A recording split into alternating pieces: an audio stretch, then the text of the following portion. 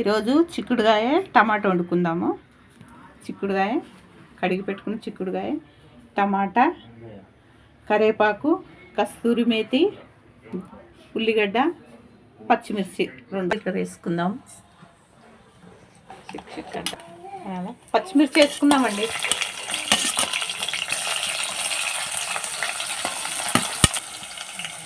ఉల్లిగడ్డ పచ్చిమిరపకాయలు బాగా ఎగనిద్దామండి. అల్లం వెల్లిగడ్డ వేసుకున్నాము. కరివేపాకు, కస్తూరి మేతి, పసుపు వేసుకుందామండి. చిక్కుడుగా వేసుకుందాం. ఉప్పు వేయాలా?